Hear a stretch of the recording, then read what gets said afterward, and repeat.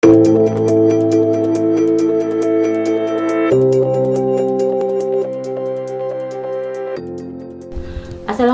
warahmatullahi wabarakatuh. Salam sejahtera bagi kita semua. Semangat pagi dan salam pembelajar. Perkenalkan, nama saya Elis Widianingsih. Saya adalah Widya Remaja dari Kementerian Hukum dan HAM. Pada materi video pelatihan muatan teknis substantif lembaga metode e-learning ini, kali ini kita akan membahas tentang Badan Pembinaan Hukum Nasional atau yang biasa disingkat dengan BPHN. Bapak Ibu, Badan Pembinaan Hukum Nasional adalah salah satu unit eselon 1 di lingkungan Kementerian Hukum dan HAM.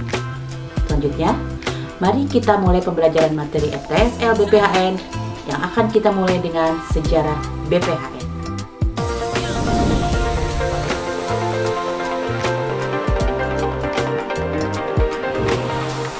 Selamat datang di Badan Pembinaan Hukum Nasional.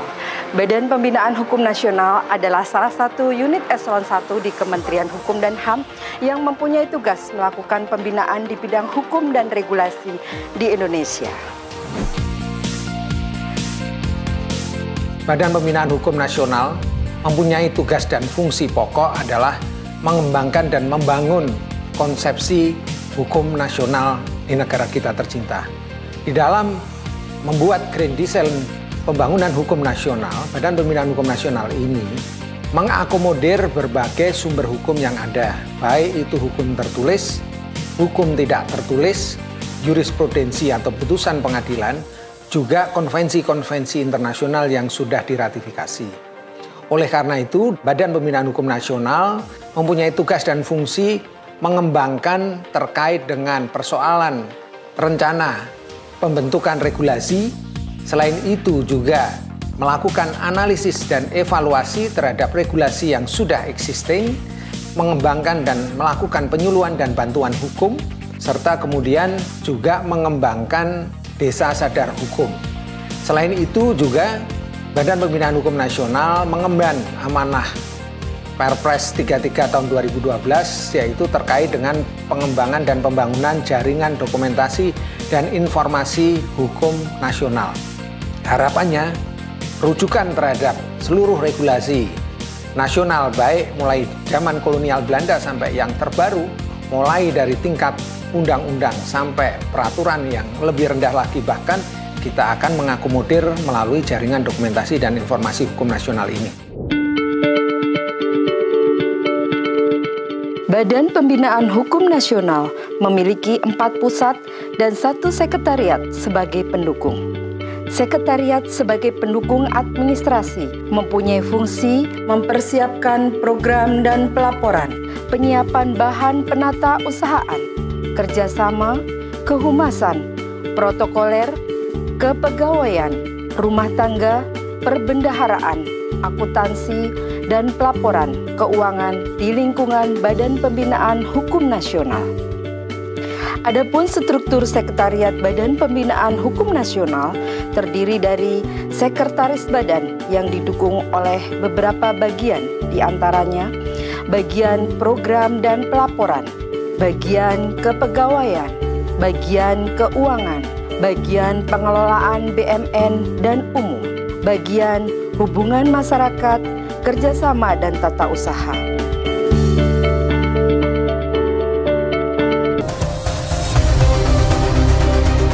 Mudah-mudahan seluruh tugas dan fungsi Badan Pembinaan Hukum Nasional ini bisa membawa manfaat buat bangsa dan negara, khususnya buat masyarakat kita tercinta, juga untuk memajukan Kementerian Hukum dan Hak Asasi Manusia.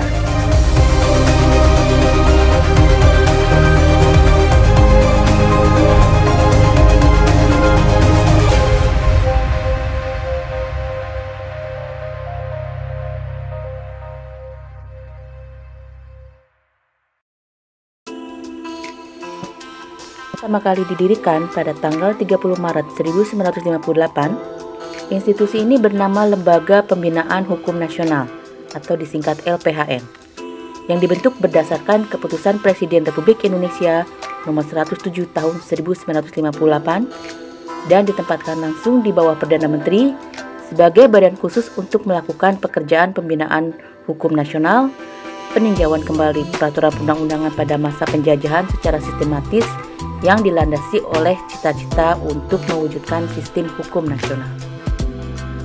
Tugas LPHN pada saat itu adalah membantu pemerintah untuk mencapai suatu tata hukum nasional dengan melakukan berbagai upaya yang antara lain meliputi penyusunan peraturan perundang-undangan yang selaras dengan keadaan dan kepentingan negara serta rakyat berdasarkan Undang-Undang Dasar 1945.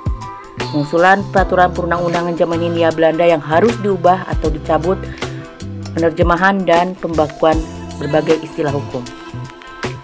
Selanjutnya, dalam periode 1958 sampai dengan 1961, sebenarnya Lembaga Pembinaan Hukum Nasional itu belum dapat berfungsi sebagaimana mestinya.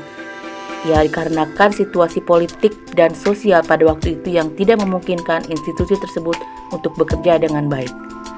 Oleh karenanya, pada tanggal 6 Mei 1961, lembaga ini dibentuk kembali dengan keputusan Presiden Republik Indonesia nomor 194 tahun 1961 dan tidak lagi berada di bawah Perdana Menteri, melainkan berada dalam lingkungan tugas Menteri Kehakiman. Sedangkan tugasnya tetap melaksanakan pembinaan hukum nasional sebagaimana dikehendaki oleh ketetapan Majelis Permusyawaratan Rakyat Sementara nomor 2/MPRS/1960 yang mengatur ketentuan-ketentuan tentang asas-asas serta landasan pembinaan hukum nasional. Berdasarkan Peraturan Menteri Hukum dan HAM nomor 29 tahun 2015 tentang organisasi dan tata kerja Kementerian Hukum dan HAM, disebutkan bahwa tugas Badan Pembinaan Hukum Nasional adalah melaksanakan pembinaan hukum nasional sesuai dengan peraturan perundang-undangan dan memiliki fungsi yaitu penyusunan kebijakan teknis, program, dan anggaran di bidang pembinaan hukum nasional, pelaksanaan analisis dan evaluasi hukum, perencanaan hukum, penyuluhan dan bantuan hukum, serta dokumentasi dan jaringan informasi hukum. Lalu mempunyai fungsi pemantauan, evaluasi, dan pelaporan pelaksanaan analisis dan evaluasi hukum, perencanaan hukum, penyuluhan dan bantuan hukum, serta dokumentasi dan jaringan informasi hukum. Pelaksanaan administrasi Badan Pembinaan Hukum Nasional dan pelaksanaan fungsi lain yang diberikan oleh Menteri. Untuk menjalankan tugas dan fungsinya, maka struktur organisasi BPHN terdiri dari 4 pusat dan 1 sekretariat, yaitu Sekretariat Badan. Lalu pusat-pusatnya terdiri dari Pusat Analisis dan Evaluasi Hukum Nasional, Pusat Perencanaan Hukum Nasional, Pusat Penyuluhan dan Bantuan Hukum, serta Pusat Dokumentasi dan Jaringan Informasi Hukum.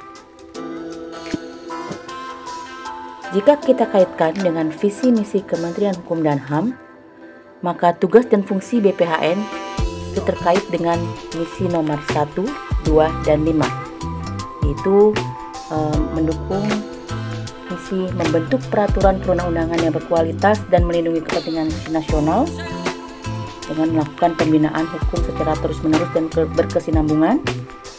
Lalu misi yang nomor 2 itu menyelenggarakan pelayanan publik di bidang hukum yang berkualitas, yaitu layanan akses keadilan bagi masyarakat miskin melalui bantuan hukum dan hadirnya pemberian bantuan hukum bagi masyarakat miskin yang berhadapan dengan hukum.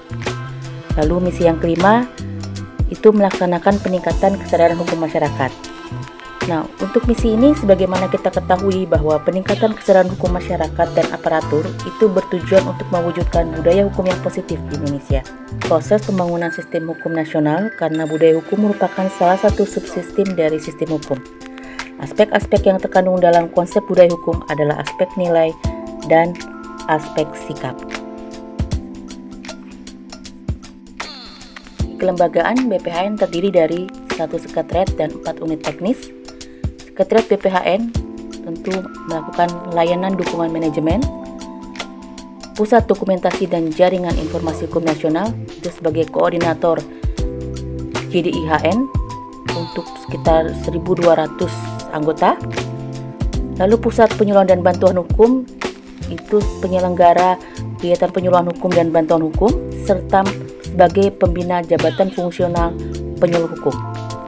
Lalu ada Pusat Analisis dan Evaluasi Hukum yang melaksanakan pemantauan dan peninjauan peraturan perundang-undangan serta sebagai pembina Jabatan Fungsional Analis Hukum. Lalu ada Pusat Perencanaan Hukum Nasional sebagai pelaksana fungsi menteri selaku koordinator prolegnas di lingkungan pemerintah dan selaku instansi yang berwenang melakukan penyelarasan naskah akademik dari seluruh kementerian atau lembaga. Untuk Pusat Dokumentasi dan Jaringan Informasi Hukum Nasional, itu ada outputnya berupa anggota jaringan yang terintegrasi dan data hukum nasional. Lalu Pusat Penyuluhan dan Bantuan Hukum, itu terbentuknya Desa Sadar Hukum, ada penyuluh dan penyuluhan hukum, bantuan hukum, dan media pemberdayaan masyarakat. Jadi dengan output tersebut, BPHN mempunyai peranan yang penting dalam melaksanakan pemantauan dan peninjauan peraturan perundang-undangan selaku pembina JFT Analis Hukum, itu ada pada Pusat Analisis dan Evaluasi Hukum. Lalu pada Pusat Perencanaan Hukum Nasional mempunyai peran yang sangat penting sebagai pelaksana fungsi menteri selaku koordinator prolegnas di lingkungan pemerintah dan instansi yang berwenang melakukan penyelarasan naskah akademik di seluruh KL, dan sebagai koordinator Jaringan Dokumentasi dan Informasi Hukum Nasional itu berada pada Pusat Dokumentasi dan Jaringan Informasi Hukum Nasional. Lalu peranan penting juga pada Pusat Penyuluhan dan Bantuan Hukum sebagai panitia Pusat Bantuan Hukum dan pembina Jabatan Fungsional Penyuluh Hukum. Demikian video pembelajaran materi teknis substantif lembaga tentang Badan Pembinaan Hukum Nasional ini. Terima kasih atas perhatiannya. Wassalamualaikum warahmatullahi wabarakatuh. Salam pembelajar.